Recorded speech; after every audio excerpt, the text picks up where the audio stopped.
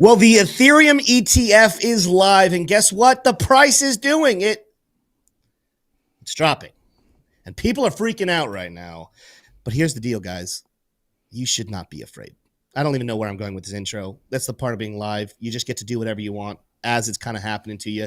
The overall arcing thought of this video, everybody, if you are tuning in, whether you're doing it live or afterwards, is do not be afraid of the volatility. We have said a lot of things on this channel. We have made a lot of predictions. Some have come true. Some have not come true. And otherwise they were wrong.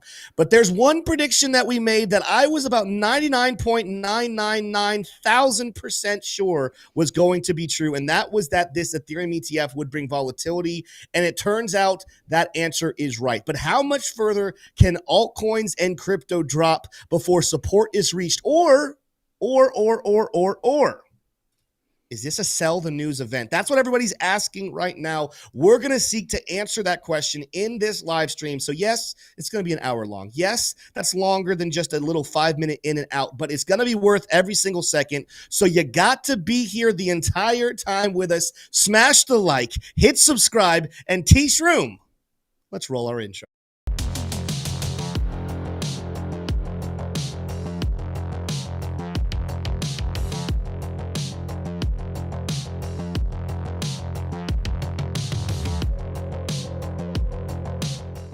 What it do? Oh, I was muted there for a second. I was like, what the heck's happening there? T-Shroom, how are you doing today, my friend? Tim, I've got to say, I'm doing better than I deserve. I'm excited to do some traveling with you here over the next couple of days as we head to Bitcoin 2024 in none other than Nashville, Tennessee. Fun fact, T-Shroom, tomorrow morning, we're not going to say what time because, again, he's such a big public figure. We don't want people rushing to the Atlanta airport for the chance of glimpsing a T-Shroom. You can see him, though, at the Bitcoin conference, but you're flying in tomorrow morning. I'm going to be driving on over there to pick you up, and I get to spend pretty much an entire week with you. How does that make you feel deep inside? It feels good. I get to see Brody. I technically have not seen Brody never met Brody in person. That's true. I get to see Beamer again, and I get to see Taylor, your wife as well, who shares the wonderful name Taylor with myself. I know. Yeah. I just went ahead and made an executive decision for my life that unless someone's named Taylor, I have no interest in committing to long-term relationships with them. My wife, my business partner, it's a new thing. That's right. So let that be said to all of you guys out there. If you want a long-term relationship, think about a legal document change to your name to Taylor. It's and Tim, I think we should tell him in this episode that is why we have brought on the new sponsorship of the 2024 Taylor Swift touring concert. Okay. Real quick, guys, we're about to get into crypto. T-Shroom, we have already lied to the people, and from here on out, we're not going to lie to them anymore. We told them yesterday, after having a lot of fun yesterday, we told them today would be a serious show. We are failing so far. So let's turn this around, T-Shroom. Real quick, before we get into the details, we're going to take a look at bubbles. We're going to take a look at price action. Tell me right now, are you leaning in the fear category? Are you concerned about this pullback, or are you still just as bullish as you were yesterday? Yeah, I think this is just business as usual. I thought that it was the Ethereum ETF launch was priced in. It turns out it was. Institutions are going to be, pouring into Ethereum. So far, we'll learn a little bit about how that's going. So far, it looks decent. It looks okay. But I think this was it wasn't really so much a sell the news as much as it was just baked in, right? And so the excitement is already priced to the upside. Does that mean that Ethereum isn't going to go higher in this bull market? No, I think absolutely Ethereum goes higher from here. It's just we got to have some catalysts that come in to boost it. So that's kind of my thought. Yeah. Higher from here, not surprised we're sideways. Yeah, we're going to take a look at charts here in just a second. Let's go ahead and take a look at the bubbles, though. Mostly a sea of red. There's two big green ones that are sticking out, and then one, well, there's a couple little ones, but two green ones that are sticking out as well. HNT, helium, sitting up here at 6.6% to the upside, and then ENS, that's Ethereum Name Service. Makes sense. It has Ethereum in the name. It's up 11%, top gainer of the top 100. But check out some other green ones in here. You got Ethereum Classic, obviously benefiting from sharing the name. You got Arbitrum, one of the top layer 2s for Ethereum. And then I saw another one. Where did it go? I missed it. Oh, well. It's somewhere. Oh, look at this Kaspa sitting over here. a little bit in the green right there. Either way, for the most part, the markets are correcting today. Big losers like TIA down 14%, PopCat down 11%, Ordi 9, Bonk 9, DYDX 10, Notcoin. Notcoin is down 9%. Same with Jupiter, pretty much down 9% as well. Where are the markets going to go? Here's how the show is going to lay out. Let's go to our split cam here for a second. T-Shroom, giving it a roadmap on today's episode. It's going to be mostly similar, but just the structure's a little bit different. I'm going to take a look at a couple altcoin technical analysis charts. For the most part, it will kind of help tell the story of what crypto is doing. But then we will jump into the news and we will decide for sure. Do we have further to go to the downside, or does it look like this is the pullback of the volatility we predicted? What does that mean for your favorite cryptocurrencies? Let's start off as we always do with Bitcoin. Now, Bitcoin pulling back this morning came as low as 65,800. This is exactly what we said would probably happen. When you go to the 8-hour chart and you take a look at our support levels, we have a massive order block here in play. Right around 65,100 is the lowest you go down there. But you also will see the 8-hour smart trail kind of hovering between 63.7 and 64.7 as a whole. Until that level is lost, I'm not necessarily worried in the least. In fact, some people might even say on the daily chart, this expectation for resistance was back in play. Could you come even back down to 60K? You could. You could come surprised if that happens. That to me is a potential almost like dream come true, because again, I don't think that's going to happen. My expectation is that 65 and 64 end up continuing being very strong levels of support, even as you're kind of looking at lower time frames. 8-hour chart, good sell right there. It usually goes to the smart trail, though, not very much lower. When you look at lower time frames like the hourly, we're already starting to see the oscillators flipping back to being bullish. So again, does this mean for certain that the dip is in? Not necessarily. I think there is a chance that we drop even closer towards 65 and again, maybe 64. But the overwhelming support that's starting to play in that could be the bottom of this pullback is starting to line up for Bitcoin for sure. Again, 1-hour chart starting to print some buying signals. Look for maybe, again, that move down closer to 65K where we have a take profit and a nice bullish breaker block around 65,000. That is for Bitcoin. Still at this point, again, pullbacks to 65 in the cards doesn't discredit this breakout prediction that we have that potentially after the Bitcoin conference, here within probably late July, sometime mid-August, we could be seeing brand new all-time highs pushing to or above $80,000. Nothing has changed on that front. But let's move to the coin of the day. Again, we're going to have a lot of news that has to do with Bitcoin, but today really should belong to Ethereum. The Ethereum ETF is live. It is going. We've been waiting for it for a very long time. Well, what is the price doing?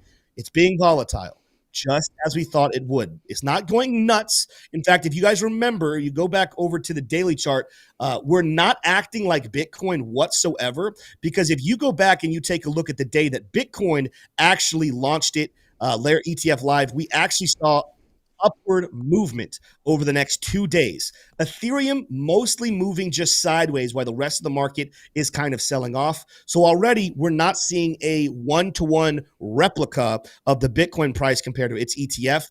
More evidence in my camp of saying I do believe that we have more upside to go than downside. But how far down could Ethereum fall before we're finding levels of support? Look at that volume flushing in here, doing absolutely nothing. It rallied us up to 35, brought us right back down to 34.50. So completely worthless 2 4-hour candles here on Ethereum. Let's take a look at the indicators, take a look at where we could fall back down.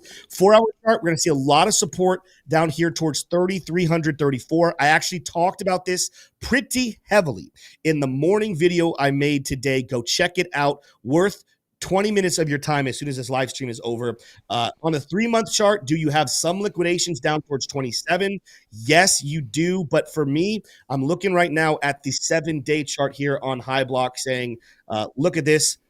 3,300, a level, 3,350, give or take, a level with some high liquidity. Let me zoom in for you guys who maybe are saying, Tim, I can't see what you're looking at. Right there, guys, 3,350, bright bright yellow. But then you hit some major levels of support. You remain extremely bullish on that 4-hour chart, and you have room to the upside. Right now, daily chart still using this strong level here of support. As long as we don't close a candle below this level, that continues to be a sign of momentum for Ethereum, not a sign of rejection whatsoever. Let's check out some others, though. Let's go to the coin. It's not number 3 in the rankings, but maybe it's 3 in our hearts. Solana being one of the more special projects throughout this bull run, pulling back down to a level we told you the other day, 170 give or take would be a strong level of support. Sure enough, that is holding up quite nicely here on the 4-hour chart. We're pulling back right now into that smart trail. Could we come down here and touch 168? We could. That 4-hour smart trail, that order block in play, that definitely could be happening. And there's take profit that even says potentially back down to 156. That to me is more of a disaster scenario. I think as long as Bitcoin continues to hold this type of area, unless Bitcoin falls maybe closer to 60K, I think Solana probably going to hold up around 169, 168. If disaster happens, 157. And I say disaster, it's not disaster. It's just bigger pullback than we thought, bigger pullback when we were predicting. I'm going to talk more about that here in just a couple of minutes, but let's keep moving on. What else is moving today? Ondo. Anyone out there holding Ondo, looking at Ondo, wanting to buy some more Ondo? Well, we have rejected here on this descending channel once again. Eventually, ladies and gentlemen, this will break to the upside. We have a take profit even currently for Ondo sitting well above us on the daily chart, up back to $1.35. But for now, we're moving to the downside. What is the level you could look for potential support coming into play? Well, it looks like 92 cents, a key level we talked about long before, way back in June. It might be coming back into play. You do see a take profit on a recent sell order on the 4-hour chart. You see a nice good-looking bullish order block, and our oscillators, we haven't been looking at this as much as the other projects, but oscillators well back into the oversold zone here on Ondo. Guess what? Ondo still going to be a big move in this market. It will benefit. It's one of the altcoins I think will benefit the most from Ethereum ETFs. It will have that trickle down effect. People want to invest like crazy, but you might get a good opportunity about 92 cents again. If you're looking for that good buy spot, 92 cents on Ondo. Last one for my planned technical analysis, and then we're going to move into our news, and we'll do some Q&A towards the end of the show. If you guys are appreciating this quick, pretty much 2-minute technicals that we're doing right now, smash that like button to show us your appreciation. Now, Stacks has pulled back down to a major level support here, even on the 4-hour chart. What am I talking about? Well, not only do we have a bullish breaker block, this yellow line right here, it also is the smart trail for the 4-hour chart. If this gets lost, looking at take profit down here at about $1.64, maybe even lower towards $1.48 if the disaster scenario kind of plays in. But you're going to notice a lot of support in this zone across many channels. Low end around 167, $1.67. I think Stacks, again, wrestling, you can see with the resistance level of a descending channel. Eventually, we will break to the upside. However, it's not that abnormal. I'm going to stay on Stacks here to explain this because there's so many charts right now in descending channels. You got Bitcoin, you got Stacks, you got Solana, you have Ondo, so many coins. Actually, Solana's not in a descending channel. I misspoke right there. But it's not uncommon to, when you're about to break out the resistance, reject one time, pull back to the next major level of support. In this case, we are talking about down here towards 167, and then a breakout to come days later. I remain in a bullish scenario, even in the short term, meaning the next couple of weeks.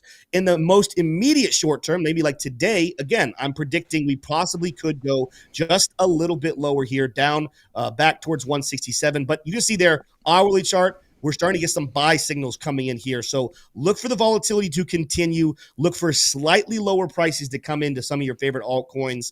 But as a whole, this is exactly what we predicted would happen. And I see it. I'll tell you, this is another last thing. You know, off my charts here, T-Shroom. But as we are heading into the Bitcoin conference that literally starts tomorrow night, there will be events starting tomorrow night. I can't tell you how bullish I actually am that we're dipping into the conference rather than rallying out of it. That's been a very hot topic, that historically Bitcoin conferences have been dips or crashes to the price of crypto? Well, you know what ends up happening? The price does a switcheroo where it rallies into the conference with all the perceived bullishness, only to reverse during the conference and head the opposite direction, in this case, to the downside. However, we've been telling you for a long time, since that pattern has so played out, and it's like a meme that, oh, here's the Bitcoin conference, crypto's about to crash. Perhaps this time it's the switcheroo that we're dipping into the conference only to get that volatile bullish move throughout the conference. Look for a switch and a change of trends to happen this year. There's so many things aligning for a bullish push later this weekend. We're going to have to wait, though, and see how that exactly plays out. T-Shroom, we're about to get into our news for the day, but I completely forgot that I was going to give everybody a like goal. We don't do a lot of like goals. We need to do more. We come so close pretty much every single show to getting to like 300 likes. Like we've been averaging around the show like 400 or so concurrent. We're going to keep picking up. We're only 15 minutes in the show, but I got a haircut today. When was the last time any of you guys saw me without a hat on? I'll tell you this. If we hit 300 likes before the end of the show, I will finish the last 10 minutes. So we have 10 minutes before the end of the show, actually. I will do the last 10 minutes of the show with no hat. You don't get these opportunities every single day. Smash the like right now if you want to see. Am I bald? Is there hair under there? Do we have POH, proof of hair? You got to smash like to find out. T-Shroom, that was a fun little segue to get us into our news. We're looking at the charts, looking at the good buy spots, but tell us, are we looking at a big dip coming or a small one based off of what the news is saying today? Absolutely, Tim. Well, the first headline we've got is fundamentally bullish for Bitcoin. It may not get priced in immediately, but this is what I'm seeing Lightning Labs tweeting out just 3 hours ago, announcing the first mainnet release of multi-asset Lightning. With Taproot assets, users can make instant low-fee asset transfers, bringing trillions, yes, trillions of stablecoin volume to Bitcoin. Lightning is now the global interoperable finance layer. This could be a game changer, Tim. The first time I read this, it wasn't clear exactly what it means, and it wasn't clear to Duo9 either, who asked, what can anyone explain what that means? And then Elizabeth Stark herself, the founder and CEO currently of Lightning, said this: we released a protocol that lets users send assets such as stablecoins on Lightning, the OG Bitcoin layer. So Tim, you're familiar with sending USDC and Tether over Polygon or Ethereum or Solana. I think what's going on here is Elizabeth Stark and her team of Bitcoin devs have been able to enable you to be able to send USDC and USDT and other stable coins and other assets across Bitcoin. So BRC20. This is very interesting.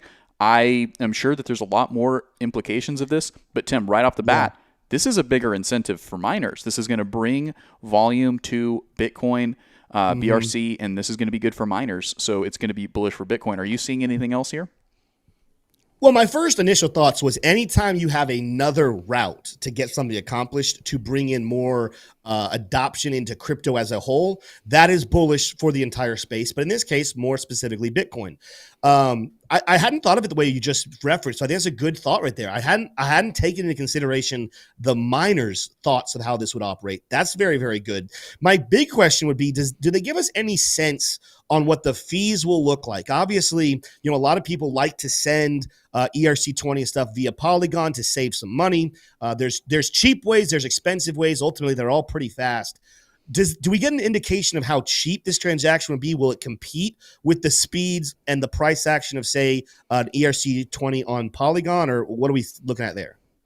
I would imagine it's not going to be as fast as Polygon. I can't imagine that it could be, but it might be. I mean, I just don't know. I don't know if it's going to matter. If you're sending a bunch of transactions all in once, or if it's a really big quantity of Bitcoin or a big quantity of stablecoin. How that's going to work. We're not devs, but we like to think that we have an edge when it comes to reading the market. Categorically, this is bringing more volume, more activity to the Bitcoin blockchain, to BRC20. This should be better for miners. This should incentivize miners to keep mining. It should increase the revenue for CleanSpark and Marathon and other miners and the miner you might have at home if you have I been so think I lucky think to what get an this ASIC. Yeah, I think what this is really saying to me, T-Stream, the bullishness is this will cause some people who weren't sending money via crypto to start doing it. I don't think you're going to steal a lot of the use case that's currently being used, again, sending Tether and USDC via Polygon. I don't think we're going to see a massive migration over into using Bitcoin. But once again, it's the new adoption. It's the newer people. I was having this conversation actually the other day with a friend of mine, and some people don't like sending crypto. They almost feel like it's scary, it's dangerous. And I ask you this question: when was the last time any of you sent a wire from your bank account anywhere else? It is just as nerve-wracking, if not more, than sending crypto. And most times it takes multiple days before you can feel very confident about that move. Ultimately, I think this type of move will cause more people to start exchanging and sending money via crypto. And it will cause them to realize, oh my gosh, this concept that crypto is more dangerous than fiat, that having a crypto exchange is more dangerous than my local bank. I think that's going to help this thought go out the window. They'll be able to see it, the instantaneous and cheap transaction fees via crypto. And in this case, again, Bitcoin, whether it's cheaper than Polygon or not, it'll be cheaper and faster than the banks. And that's the major win. So we'll put this T-Shroom into the win category for Bitcoin for sure. And I think you made the best point here. What this means for miners, do not overvalue it because there are miners leaving due to high fees. This is something that could continue to keep miners more interested in sticking around for Bitcoin and keeping it a decentralized mining pool. Yeah, absolutely. And my final point on it would be, Bitcoin is the store of value, right? Blockchain. That seems to be well recognized, and a lot of people buy Bitcoin because it's an excellent store of value. This headline may be the strongest counter argument to that. Like, Bitcoin could be actually the currency of the future, right? It could be the blockchain of which stable coins are being sent and received, and if it can prove that it can be scalable at the MasterCard Visa level. We haven't seen that yet at all, like even come close to that. But I think this is Bitcoin and the dev team at Lightning saying, hey, Bitcoin is more than a store of value. And it's more than an edgy way to mint NFTs on runes and Ordi. So, that's kind of trying to continue to be multifaceted, use case oriented. But yeah, I think it's exciting. I think it's going to make a lot of devs very bullish on Bitcoin if they already weren't. And I'm excited to see it. Another thing I was excited to see, Tim, kind of staying on Bitcoin, but kind of transitioning into altcoins because this will be affecting them too, is that there is a myth that has been busted by none other than Orange Man himself from Watcher.Guru. Orange Man denies reports claiming he's considering JP Morgan's Jamie Dimon and BlackRock's Larry Fink for Treasury Secretary. Now, this is an interesting one to unpack here, Tim. We reported it, but apparently it was a myth. I don't know where this originated, that the Treasury Secretary position was ever going to be inhabited by either of these men here on the right. But Tim, do you feel like that you've been deceived, or do you think that there's something going on here? What is your thoughts on this one? I mean, there's clearly deception. Here's the thing: headlines they don't sell headlines where they speculate about a person you've never heard of. The names Jamie Dimon and Larry Fink, that's big. That catches attention. So yeah, I mean, you got to sell the news. If anyone does not think that news is a for-profit market, you're living under a rock. News stations want to make money, and when there's nothing to talk about, they have a tendency to make up rumors that come out of nowhere. I'll tell you this, even though I had no reason to necessarily shoot it down when I saw it, I will say my first instinct, which I think many of you are probably in the same boat, when I heard those rumors was it didn't pass the sniff test. That it made no sense why Jamie Dimon would want to leave being CEO of one of the largest banks in the world and become a public servant where every single move he has will be scrutinized, not just by his clients, but by the world as a whole. And also, I'd have to imagine that position change would come with a major pay cut. Same thing for Larry Fink, managing one of the largest investing firms in the world at BlackRock. I just don't see that in there. What interest would they have? I mean, are we thinking that these two guys are red-blooded, amazing patriots that they just want to serve? Because that's the argument you have to make for Orange Man, for example. I mean, he was probably making a lot more money doing other things rather than being president of the United States. But I think there's that level of him saying, I see problems. I want to fix them. I think I can do this. I don't think we should be giving Jamie Dimon and Larry Fink that same level of honor. I don't think that that's who they are. But I could be wrong. But it's actually, in my eyes, other than the fact that Larry Fink is more pro Bitcoin, I didn't buy the Jamie Dimon thing whatsoever. The rumor that he's all of a sudden turned his opinion on Bitcoin, I think that was really stretching it. I think it's a good thing that these two men are not going to be anywhere close to these positions. I think that you find somebody else. Let these guys run their companies correctly. Find somebody else to do that job. Correctly is doing a lot of work in that sentence, Tim. But here's what I would say, right? What do we know? We know that the market got told this myth, right? And all the while, it didn't happen, right? They didn't become Treasury Secretary. The ideal was floated to the marketplace in terms of asset price fluctuation, and also the marketplace of ideas, right? So what these two men did get, and what a lot of other interested parties, maybe in think tanks in Washington, maybe in Silicon Valley, got, was data about how the public would perceive this type of information. Hey, if you just got told Larry Fink's going to be the president, right? How does the public react? If Larry Fink's about to, swap, he's going to go work at Goldman instead of BlackRock. How does the public react, right? Mm-hmm. But the reality is that historically the Treasury Secretary is commonly actually from Wall Street. I mean, under Orange Man's last administration, it was Steve Mnuchin. Steve Mnuchin was the former C-suite over at Goldman Sachs, right? So, and he's far from the first from Goldman, and he's far from the last from Goldman and from Wall Street in general. So it was very much in the cards for either of these men to be there, and that's why we reported on it, because there was a possibility. But as of today, Orange Man has confirmed that he is not considering those two people. Hopefully, we get a Vivek Ramaswamy in the Treasury Secretary suite. Just anybody but Yellen at this point. I would be happy with it. T-Shroom, we have a candidate, and we're coming towards the end of the month anyway, but we have a candidate in chat right now for potential comment of the month. Uh-oh. It's from username. I love this. He says, Jamie Dimon once gave a chicken leg to a child on Thanksgiving. I don't trust that kind of person. I agree. And that is the creativity that went into that chat. I commend you, username. Thank you. Everyone vote on it. Is that the comment of the month?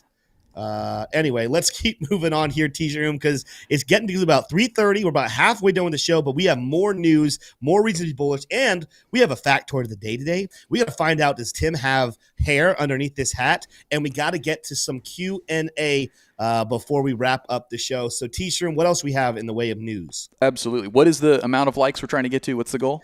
300. 300 seems to be the place that we always hesitate at. We get right to at the end of the show. So today I said, you know what? We're going to put a goal there. We're at 223. So we need like 77 more likes, and my hat will come off my head. If we get to 400, T. Shroom's hat will come off his head. So that's your extra goal. Anyone who wants to see T. Shroom's head, is there POH, proof of hair? You got to hit the 400 likes. We did not agree upon that before the beginning of the show. All right, here we go. If you haven't had a reason to smash the like button yet, you will after this story. Eric Bocanis tweeting out halftime, nearly 600 million so far, putting them on pace to hit 1 billion and change the EOD, which would be about exactly 20% of the 4.6 billion that Bitcoin ETFs did on day one, which would nail our prediction. Reflows that data comes tonight and tomorrow night, but if we assume ETHE, the spot Ethereum ETF, volume is mostly outflows and the rest is inflows, that would be ballpark plus 100 million-ish in day one net flows. Just a rough sketch estimate, though. So this is the grayscale ETF. I believe that we are now in the same situation as we were with Bitcoin, where there is a 100-pound gorilla that's already been dominant in the market. That is the ETHE, which was a futures ETF that, stay with me, that has flipped into a spot ETF, right? And so there's 250 liquidity in that, 250 million, I believe. But BlackRock is already more than halfway there. That's crazy.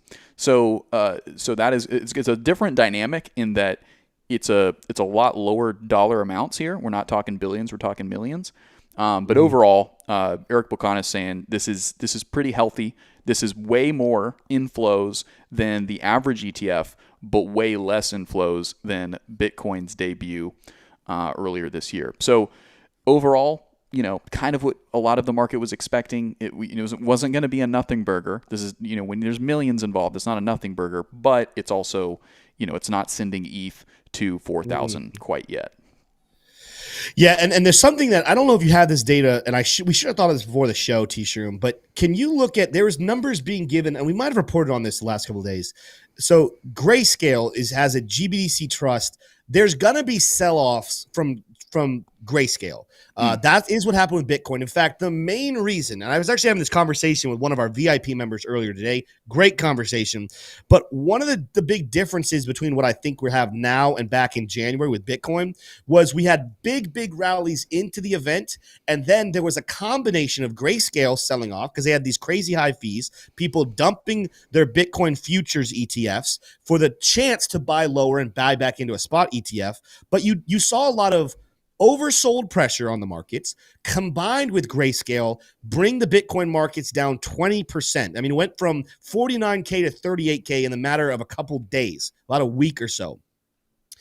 Some people are saying there's going to be a very similar movement with Grayscale selling off Ethereum. Well, what we're looking at right now, as T-Stream kind of said, we've already seen, I think that report said $600 million worth of buying pressure already for Ethereum. So we're definitely at least, at the very worst, going to see a counteract between Grayscale sell-offs of Ethereum futures mixed with these buy into the ETFs. But what people need to understand, you might be saying, how come Ethereum price is just staying still if there's so much buying pressure? Well, here's what someone in the chat actually said earlier. You got to wait until tonight. This is something very clear about ETFs. When someone purchases an ETF, they're not actually purchasing Ethereum in this case. They're purchasing that as exact ETF. However, the way spot works is that whoever's issuing that ETF, let's say BlackRock, for example, whatever is purchased today, if it's 600 million, if it's 1 billion, whatever it is, however much is purchased during the day in ETFs, before the next day enters, that much Ethereum in supply has to be sitting in BlackRock's exchange, which in this case is being custodied by Coinbase. The buying will start tonight. The bullish pressure will come tonight. The question, though, is going to be, what is the counterbalance between possibly what Grayscale is selling off versus what demand people are picking up? I'm predicting it's going to be net positive. I think we do end up rallying tomorrow. But T-Shroom, while I was talking there, were you able to find any details about Grayscale and how much Ethereum futures they're holding? No, and just to be clear, what happened with GBTC was not that people sold out of the futures ETF. Grayscale got authorization from the SEC to flip their futures contracts into a spot contract. They had spot Bitcoin. It was just through it. It gets complicated, but essentially it was because of a high fee. That is the same situation here. Right. Ethereum ETF, Grayscale has absolutely been scalping the market by having this crazy high fee, and so the incentive is to sell that and rotate into the BlackRock and Fidelity Ethereum ETFs of the spot variety. So no, I was not able to find that. A lot of that has to do with the limited bandwidth I have here, but rest assured that right now what we've seen so far is bullish, and all we can see so far, according to Eric Buchanan, is the volume. We can't see the total inflows and total outflows because that doesn't get reported until 6 p.m. Eastern Standard Time, and I think that it may be even a 24 hours delayed. The banks get that head start of data. So good clarification. That's yeah. Good clarification. We got 2 super chats before we keep moving on. We have more news here, T-Shirt, right? We're not done yet? Yes, correct. Okay. Yeah, a lot of news to cover today, guys. So make sure that you're sticking with us. Eye of the Beholder just gave a super chat saying, I just put an 100x leveraged like. I don't know what that means, but I love it, Eye of the Beholder. If only, does that mean you have 100 accounts and you just smashed like on all of them? If so, you're a hero of the channel. Matt C gave a super chat also saying, a lottle, and he meant a little, but I like to read what people actually write. A lottle something for their road trip snacks stops tomorrow. See you Thursday. Pound it. Fire. That's called arson, Matt C. Please don't burn down the channel. Love you though, and we cannot wait to see you. T-Shroom, you've never met Matt, have you, in person? I'm gonna be meeting a lot of people for the first time. But yet you are trusting to stay in the same. I don't know if you're in the same room. Are you guys in the same room, or are you just in the same like Airbnb together?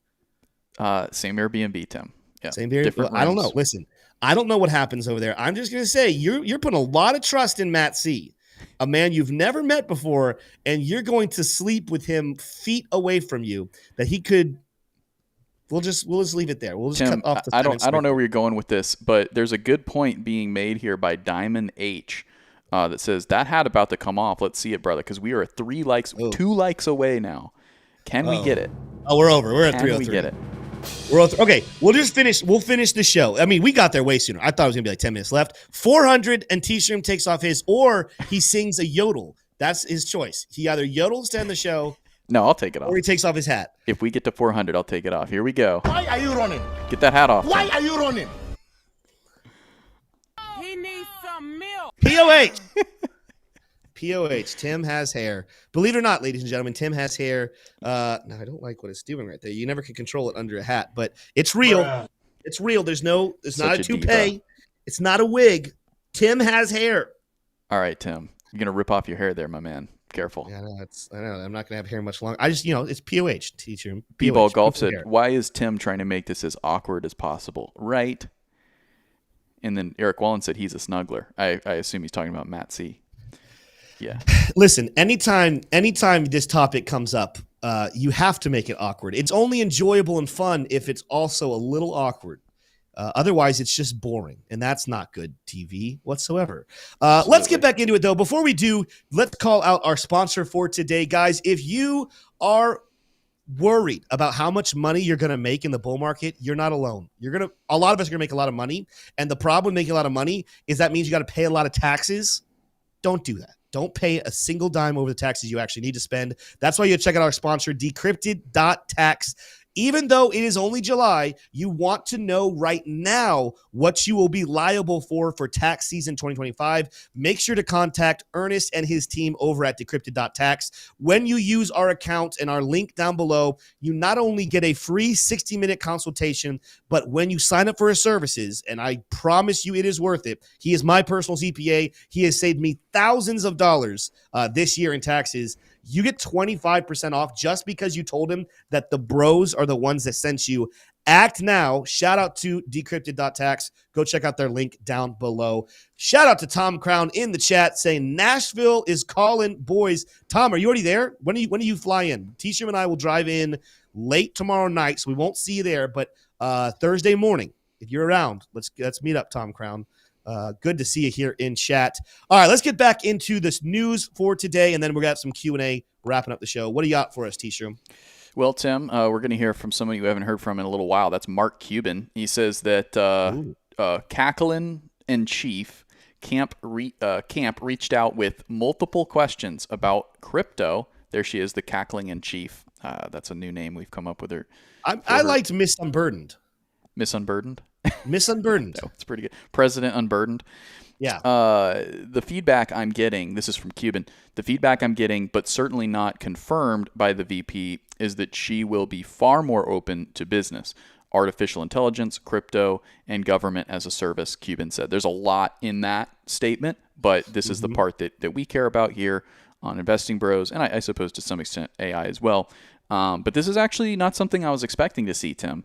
Of course, the Orange Man is going to be coming out later this week with a big announcement related to Bitcoin, related to crypto. And so it does stand to reason that President Unburdened would come out with a statement to try and invigorate, trying to excite all those who are invested in crypto and Bitcoin. So what are your thoughts here, Tim? Are you surprised? Is there maybe a deeper layer to Mark Cuban's comments here? It'd be impressive the way that President Unburdened speaks. What if one of her speeches all contained her private keys to her private wallet, and it's a little race that we got to figure out which were the words that actually go to her wallet, which 24, and in what order and maybe we can find out how much crypto she actually has. The way she speaks, I would not put it past her to use every single word that can go into a key, a self-custody key for sure. But here's what I'll say. I think that the good side of this is that no matter what happens this election season, no matter who ends up becoming president, Orange Man or Miss Unburdened, the future for crypto is bright. You can't necessarily say the same about the economy. You can't necessarily say the same thing about every little policy that will happen. But no matter what the future looks like for the rest of the world and looks like for the rest of the issues in the world, crypto's got a bright future. Everybody is coming out pro crypto, pro Bitcoin, pro altcoins, and it makes you feel good if you're holding some at the moment. Yeah, absolutely. And then the last story here is about Chainlink. We won't get into the details too much, but Chainlink realized gains spike as token breaks out of the falling wedge. We've been doing TA on this one quite a bit. We might zoom over there again today. Chainlink realized gains spiked to 106.5 million, but subsequently reduced realized losses could trigger an uptrend. So getting some good tokenomics insights there, potentially bullish for Chainlink, the Oracle chain.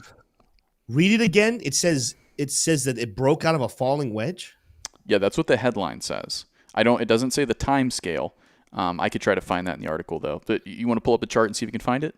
I mean, I'm looking at a chart right now. It's in a falling wedge.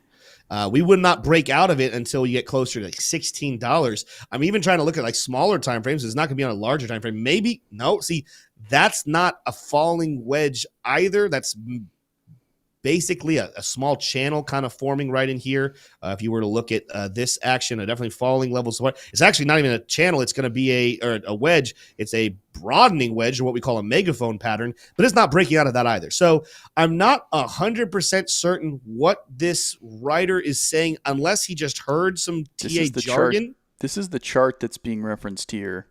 What time frame is that? This is a multi-month, so June. 1 day. It says 1 day. Yeah. I see 1D up there. That is not true. I don't know who did the technical analysis on that. That's not it. That's not technical analysis. I'm sorry. That's not what that is whatsoever. But the good news is there's lots of other reasons. There's other reasons to be bullish on Chainlink. Breaking out of a falling wedge is not one of them. It is not something that is happening at the moment. All right. Well, Being Crypto probably won't be a website that we're referring to for technical analysis anymore. Sorry, Being Crypto. I do like Being Crypto, but today it looks like they're taking the L. Yeah. It's okay. It's okay. We don't get everything right all the time either. What's the name of the company? The name of the show? The news station? That gets things wrong? Oh, Being Crypto? No, that would Being Crypto. Yeah.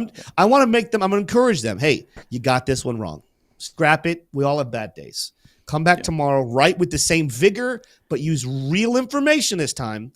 If you want to reach out to the bros to give you some hands-on technical analysis, then we'll help you out. We'll help you out a lot. We're very bullish on Chainlink. If you need some bullish Chainlink articles, you can definitely come talk to us. We'll get you set up with some good info. Speaking of Chainlink, though, let's check out the charts there before we move on, just because we brought it up. You tickled my fancy now, T-Shroom. That we got to talk about Chainlink here a little bit and what is happening. Let's take a look at what I think pullback spots should be starting down here at the 4-hour chart. Because in case you guys didn't notice, while we've been talking, things have been pulling back. Bitcoin currently, I'll come back to Chainlink in a second. Bitcoin currently at 65.6. Guess what? That's what we said earlier would happen. Shock. I didn't say for certain it was going to happen while we were live. Maybe that part surprises me, but I told you guys it's not crazy to see Bitcoin come down to 65K. Depending on what time frame you're looking at, that's a major level of support. It even could get actually a little bit lower, closer to 64, and I still wouldn't be that concerned. But on the topic of Chainlink, because that's this portion now, what I am looking at, 8-hour chart, we're sitting on an order block, but I like the smart trail down here closer to about $13 even. I believe the 4-hour kind of backs that up as well, right here with a bullish breaker block here in play. It also, if you turn off this noise, is a level of support long term. We got to come out here a little bit larger though. Let's go to the daily chart.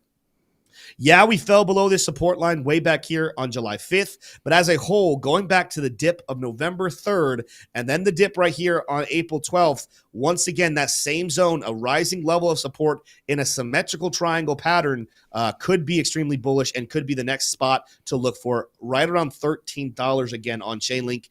And like I said, when you take a look at these lower time frames, our oscillators are dropping, not quite saying buy just yet, but you come down to the 1 hour chart, you're definitely seeing here, look at this, excessive sellers. Here's what I want you guys to know. Anytime you see excessive sellers, this bright red, or excessive buyers, this bright green, it's not that the market is done yet, whatever way it's going, but it's getting close because it's being held up by an overflow of people. When those people leave, the trend will reverse. Well, right now we're seeing on these lower time frames, there has been excessive selling pressure. Can I tell you why I think there's excessive selling pressure? Tell me because why. as we mentioned, because as we mentioned, tonight is going to be very, very big when these Ethereum holders, ETF holders, have to purchase based off the volume that was put in.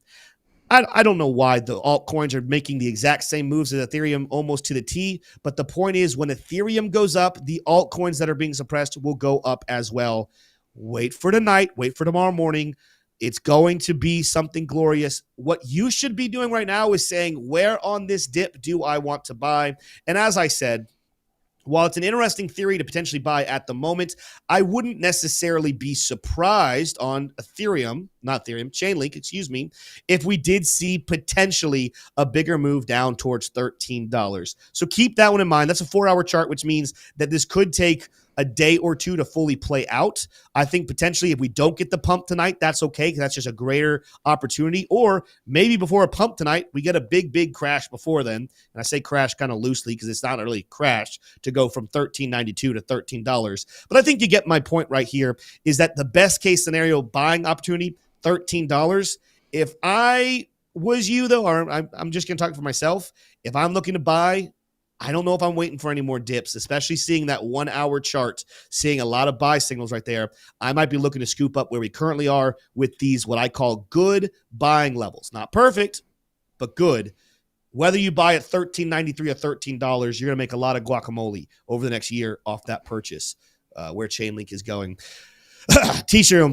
A lot of guac. I think that's gonna wrap up our Chainlink talk for the day. Got a shout out to username real quick, and I say this a lot.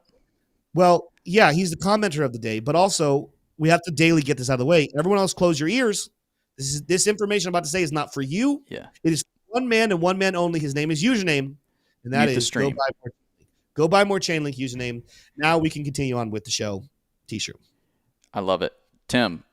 Speaking of things that are not always correct, we got to get into the factoid of the day, brought to you by our tax pros over at decrypted.tax, 25% off tax services. Go check them out. Get prepped. Get ready for tax season. Don't let it jump upon you like this factoid's about to jump upon Tim.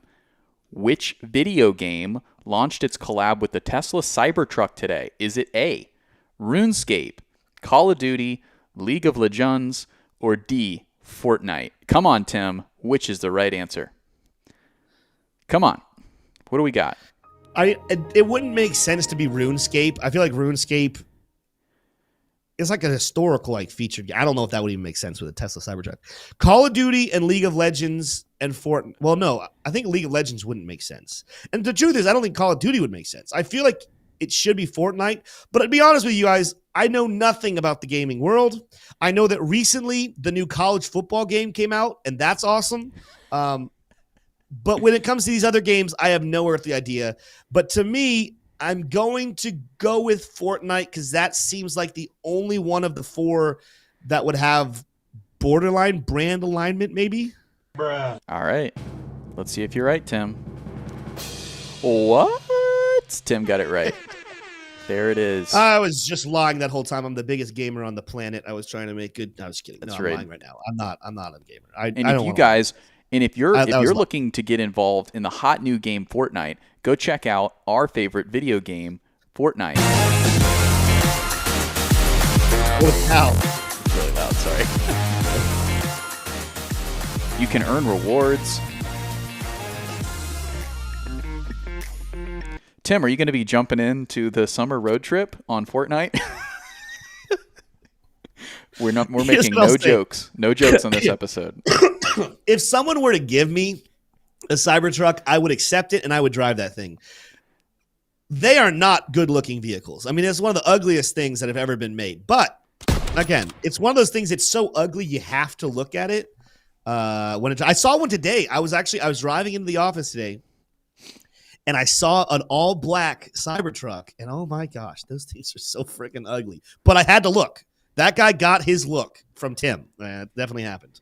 Was this the face you made when you saw the Cybertruck right here? We're having fun. We're having fun. Maybe that's about it. All right, let's get into some Q&A, everybody. What do you guys want to take a look at? I saw someone ask for Kaspa. Real quickly, though, don't go to my screen. Where are we with likes? Because I think we're getting dangerously close to 400. T-shirt. We are close. We need 14 more likes, and T-shirt will either take his hat off or yodel. And I'm not yodeling. Listen, we're having a lot of fun today. But you guys are having a lot of fun smashing that like button. Let's take a look at what Kaspa's chart is looking like. Kaspa did almost exactly over the last couple of days what we told you it would do. What was that? I told you guys we probably would not make the break above 18 cents just yet. We would probably pull back down towards 17 and hit support. Well, we didn't hit 17 on the dot, but we did pull back into the support level once again. Let's go to the 4-hour chart, see this more in play. Not a major pullback whatsoever, just another higher low in play. Yeah, we didn't set a higher high, but we're still within this formation currently of an ascending triangle where we have a flat top, a very strong level of resistance in the almost 19 cent camp. We bottomed out back here in May, back down here towards 10 cents, and since then have been putting in a lot of higher lows. It's a matter of time before we break out, and the next breakout prediction for Kaspa is going to be sitting up here close to 35 cents. But what are we looking at currently? Let's start off on the daily chart with Kaspa. Old Kaspa, not doing much. Not really changing anything. Not a big reason to be bearish right now. Not a huge reason to say that we're going to take off and up to the right on the daily chart. So let's keep going a little bit lower here. Getting some momentum on the 4-hour chart right now. We're flashing some buy signals, overextended. The MACD is ready to go back up. The RSI is ready to cross the 50. We hit, again, that major support level. Didn't need to come down to the take profit or the order block here in play. Looks like it wants to go ahead and take off without it. So right now, again, I think Kaspa is about to make its way back up here to 18 cents. The question is, do we break out and move to the upside, or do we reject one more time and ride this formation pretty much right into the crease here in early August? We'll have to continue to watch that one. But right now, Kaspa, I think it's in a better buy spot than sell spot for long-term purchases. I don't know. I mean, it's one of those things. I can't promise you the dip is over, but there's evidence that it is. I would definitely say if you are light on your Kaspa bags, you might want to go ahead and at least load up a little bit at current prices. Yeah, we get a quick question here from Paul Hart. Said, what's the prediction on which coin has the next ETF? I think it's that's pretty easy. I think it's either Solana or maybe XRP. What do you think, Tim? It's Solana. I mean, the fact that there's already been filing for it, I'm not saying it's going to be a quick instantaneous commitment. I'm not expecting a commitment or a launch of this in like August or September. I think you're going to start flirting with a December launch. Realistically, probably going to see early 2025. But the fact that the ball's already rolling for Solana will give them the edge over XRP. Also, I mean, let's just be honest, everybody. And I'm not, even if you're an XRP lover, which I don't think there's a lot of here in chat, we've kind of tested. Use your critical brain. Look at the prices of them. Look at the market cap. Look at the recent price action. Which one do you think people would be more interested in an ETF for? I think it's a very simple and easy answer to say Solana. Could XRP be right behind and be coin number 4? Possibly.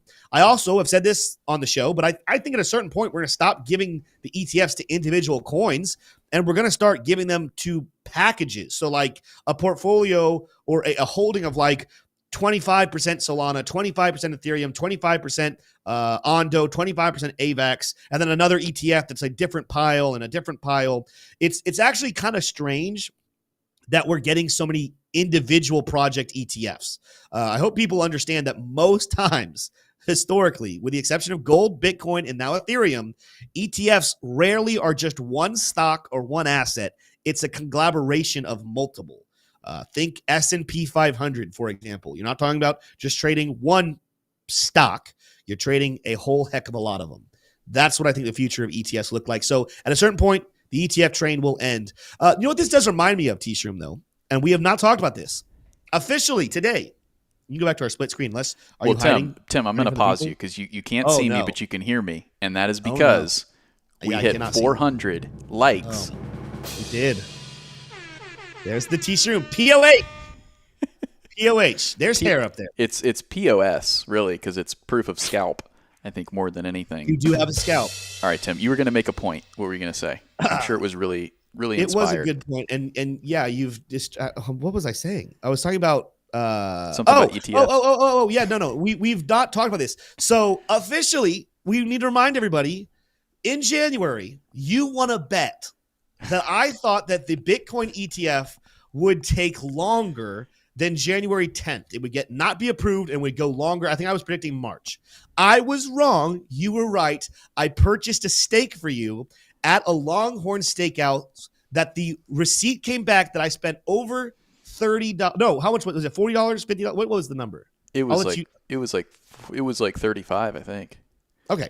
I think the rule was 30. I think we talked about a $30 stake, and I paid 35. That's the kind of man that I am. I go, you give me a mile, I'll walk with you too. You know, I spent $35 on a stake. Anyway, my point here is that we shortly after created a second bet, and you were the one who created it. You were riding a hot hand of being right, and it led you to your own folly. That's right. Because you said that you believed that Gary Gensler would be ousted as the chairman of the SEC before we saw an Ethereum ETF trading live.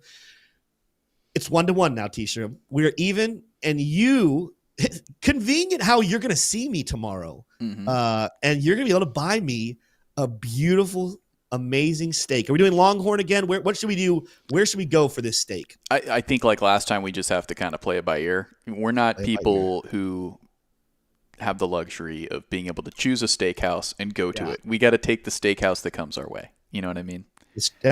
You're right. And you know what? I will, if for some reason we go to expensive steakhouse and the steak is like $50, I will spend $20 of my own money. You will only need to buy $30 worth of my steak. And I will not make you pay a penny over. A lot of people joining. Okay, RDXP reminding us that he gave us money for that steak, LOL. So really, he paid for the steak.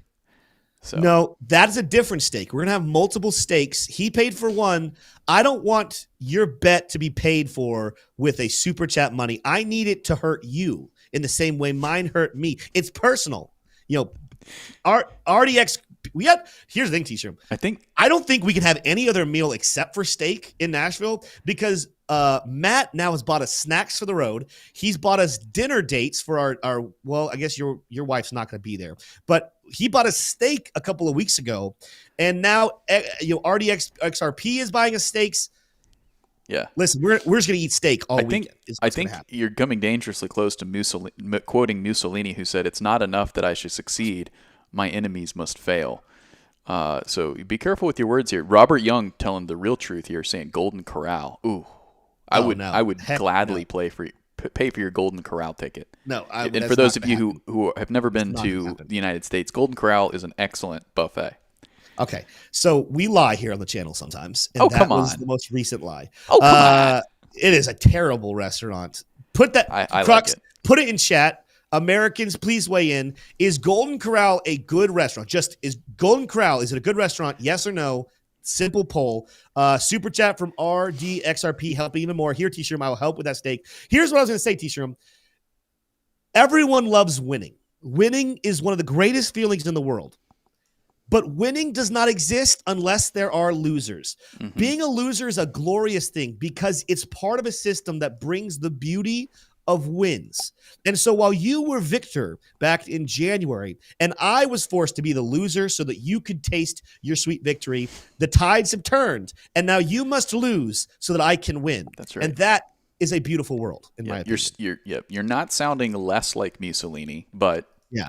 I think you're neutral. You're crab market. It sounds like Mussolini made some points. And then it sounds also like I'm treading on dangerous territory. Yeah, you are. With this conversation. All right. We'll do one more question.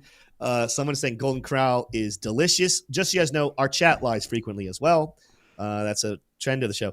But I'm actually seeing a lot of support right now for Golden Corral. Am I literally this crazy? You are. That there's going to be, okay, how is there this much? No, okay, never mind. All right, the people typing words in chat seem to be pro, but the poll overwhelmingly is saying that the bros agree with me. 76% right now saying it is disgusting. It is not a good restaurant. I have horror stories from that restaurant, and they charge way too much money. It's like $20. $20 for all you can eat buffet so you can eat some garbage. People coming in, let's close out here. We're gonna close out here. People are freaking out in chat saying they must be newer into the show. They didn't watch the beginning, saying Bitcoin is crashing right now. Let's go close out the show as we kind of started it, taking a look at the Bitcoin charts. Everybody, yes, Bitcoin is down. Bitcoin is hovering at 65,500. If you watched earlier, we talked about the major support starting at 65,000. But even if you were to go to the 4-hour chart, as long as we're not dropping below really like 64, there's not necessarily a good reason to be that upset about Bitcoin's price action. You have a lot of support here between where we currently are and even down here towards 63. Also, be prepared for tonight as we're dipping right now. The selling pressure is immense. This brings a greater buy signal for whales and institutions. And as we covered throughout the show, go back and watch throughout the live show. We covered argument after argument after argument as to why people are bullish right now, and the large-scale movement is overwhelmingly to the upside rather than the downside. These dips only happen to make better buying opportunities so that the rich can get richer. If you can learn to think the way they think and buy these dips rather, like buying when you're in fear rather than running for the hills, that is how you actually make money, make some wealth. T-Shim, as we leave on this note, you're laughing. You find something amusing in the chat? Well, you're getting it thrown at you left and right here in the chat. Usama, I'm not exactly sure how to pronounce that name, is calling you out, Tim. Is calling you out. Shots have been fired. He said, hey, gosh. Tim, yesterday T-Shroom said that ETH ETFs are already priced in, which is the case. You denied his opinion, and now look at ETH dipping. Laughing my butt off, T-Shroom is the main character in this show. And I'm bald as well. So shots have officially been fired. How do you feel? Let's start off by saying I love T-Shroom. I would never wish his failure unless it means a victory for me, like in the case of the steak. I will end this show with a good argument. I want you to know, Usama, I love you. Thank you that you're being here. Continue to make comments. Continue to try. Keyword here, try. Continue to try to call me out on my crap. But I will defend what I said yesterday. When you take a look at where we were yesterday, T-Shroom, share my screen. During the show yesterday, ladies and gentlemen, we were at 3,400. We were right over here yesterday when the show was ending. All right, 3,443. The current price is 3,464. We have not dipped. Did we have a wick come down here to 33.97? Yeah, we had a wick come down. But at the moment, the price is up. For me to say, and this is where maybe we'll clarify, and T-Shroom, if you want to change your argument, and Usama wants to change his argument, we can have this debate or this conversation. But for me to say that the rally was priced in and that we need to correct, we need to see the price of Ethereum come all the way down to $3,000. While there's a lot of support between us and $3,000, namely right here around 3,300, that is what I mean. If we fall back down to 3,000, then I will agree that we had priced in the bullishness and we corrected. But right now, I'm seeing extremely strong levels of Ethereum, whereas we're watching Bitcoin dip. We're watching Solana dip. We're watching Chainlink dip and Cardano dip and DOT dip and ICP dip. We're watching the rest of the crypto space fall. And yet, if you look over here at my coins, sea of red, you guys see this far right level right here? Sea of red. What's green? Ethereum, Matic, Kaspa, Optimism, Arbitrum. So exception of Kaspa. Forget Kaspa. Kaspa's in a league of its own. Those other three are all Ethereum coins. It's either Ethereum itself or Ethereum coins, which is implying right now, today, everything except for Ethereum-based coins are falling. That's bullish. That's very, very bullish. So let's reconvene tomorrow, Usama, before we make claims that says that Tim is wrong. Listen, when Tim's wrong, Tim will admit he's wrong. Tim is not wrong yet. We'll see about that tomorrow. With that said, though, we love you guys a lot. T-Shroom, I don't even know how tomorrow's show is going to go because you're going to be here and you're going to see when you get in this room. This is not a two-man room like we had down there in Gainesville, Florida. We're going to figure out a way for you guys to see us tomorrow. Cannot wait to see you for the last in-office show, last in-set show, and then we will be going live from the conference Thursday, Friday. Not on Saturday. We're going to take Saturday off, but Thursday and Friday we'll go live from the conference. It'll not be high production, but we're going to cover what we need to cover. If you guys have enjoyed the show, go ahead and smash that like button. Let's get above 500, guys. Let's get above 500 likes. Hit subscribe so you don't miss any of our content, and we will see you tomorrow. Adios.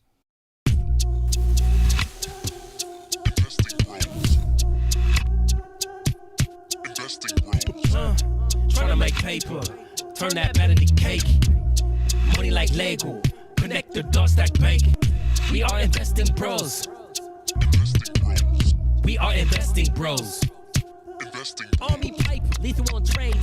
Entries and exits, worthy of praise. Tim, the professor, the TA. Shout it out loud on the PA. T-Shroom's news got the word. Doing better than what he deserves.